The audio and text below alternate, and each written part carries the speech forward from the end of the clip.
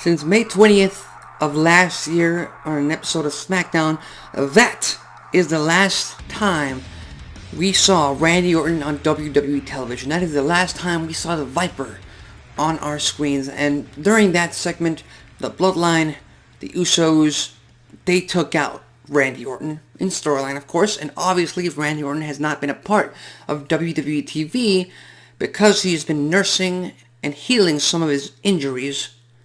And he's been gone for almost a year at this point. Now, there are a lot of rumors circling about the fact that Randy Orton is going to make his return to WWE very, very soon. Whether that be at WrestleMania or on the Monday Night Raw after WrestleMania, that is something that we will have to wait and see. But frankly, I believe Randy Orton's return could happen even tonight on Raw or at WrestleMania, whichever night, or on Raw. It's going to happen very, very soon, and honestly, I can't wait for it. But here's the thing. Here is the main topic of this video. Here's why I think that Randy Orton is the best first challenger for the WWE Undisputed Universal Heavyweight Championship after WrestleMania. Whoever walks out of SoFi Stadium as a champion, the Viper will be waiting, and he will be the perfect first challenger. Because like I said at the beginning of this video, Randy Orton has enough history with the Bloodline itself to the point that he can return and challenge Roman Reigns should he retain his championship at WrestleMania.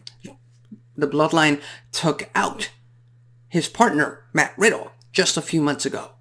And the Bloodline took him out, and the Bloodline, specifically the Usos, took their Raw Tag Team Championships back in May. Not only that, Randy Orton is one of the top superstars in WWE today. Former 14-time world champion, 2-time Royal Rumble winner, Royal Rumble match winner, former WrestleMania main eventer. He is a bona fide first ballot future Hall of Famer for WWE, no doubt. And he is also one of the very few top stars that the Tribal Chief has not yet defeated in his current reign as Undisputed Universal Champion. The last time these two faced off in a singles match on pay-per-view was all the way back 9 years ago at SummerSlam 2014. So in theory, it would be a very, very fresh matchup if you were to pair Reigns versus Orton, right after WrestleMania. So you got that. And not only that, if the prediction that a lot of people are saying, if Cody Rhodes manages to beat Reigns at WrestleMania, and that historic reign on the grandest stage of them all, what better way to start Cody Rhodes' reign as champion than to go up against his former mentor, his former stablemate in Randy Orton. They were members of Legacy way back in 2008, 2009, 2010. Hell, Cody Rhodes' first WrestleMania opponents were Ted DiBiase and Randy Orton, all the way back in WrestleMania 26 and 2010. Orton slapped the late great American Dream, Dusty Rhodes, Cody Rhodes' father, right in front of him on a Monday Night Raw episode back in 2007. So there is history, plenty of history, rich history in that feud, in that rivalry. So that could also happen. The only issue with that is you have a returning Randy Orton. We haven't seen him in almost a year. So the crowd's going to pop. The crowd's going to love him for a little bit. That might work against Cody Rhodes. But again, Randy Orton is such a great superstar, such a student of the game, that he could turn heel like that and the crowd will boo him. If you don't believe me, go all the way back in 2020 when he turned on Edge. Enough said. And here's another thing to add fuel to that fire. Even if Randy Orton is the first challenger after WrestleMania, at Backlash, and at Money in the Bank, Randy Orton can afford to lose to both of these men in these championship matches. He has that pedigree. He has that history. He has that protective aura over him.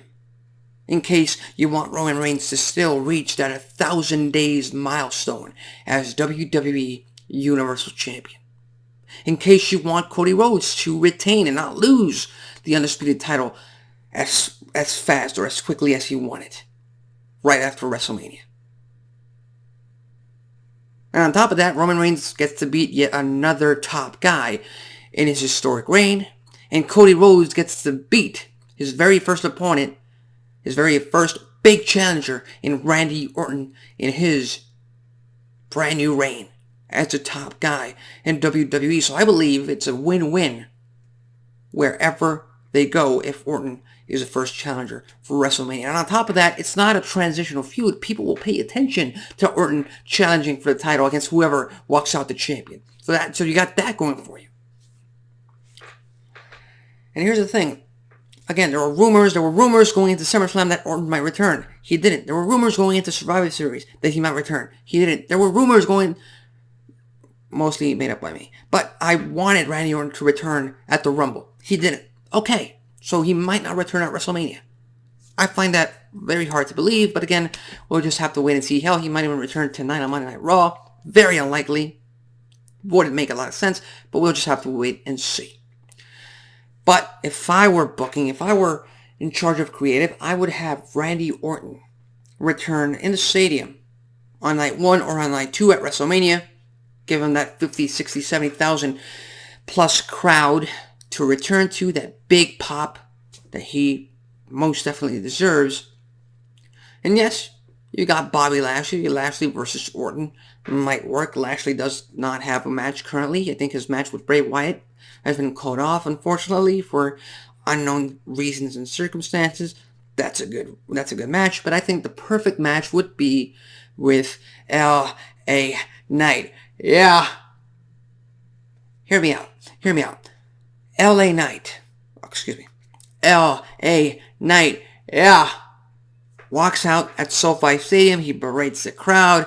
He calls them losers. He calls the show the biggest dud in history because L.A. Knight, yeah, is not a part of it. He's not a part of his own namesake show. Namesake city of a show.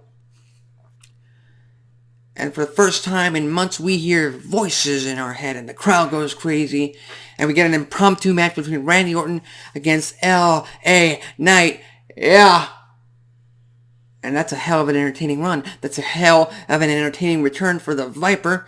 Orton obviously gets his win. And then on Monday Night Raw, the Raw after WrestleMania, he challenges whoever walked out of WrestleMania as Undisputed Universal Champion. Just think about it. It could work. It might work. I don't know. It might happen.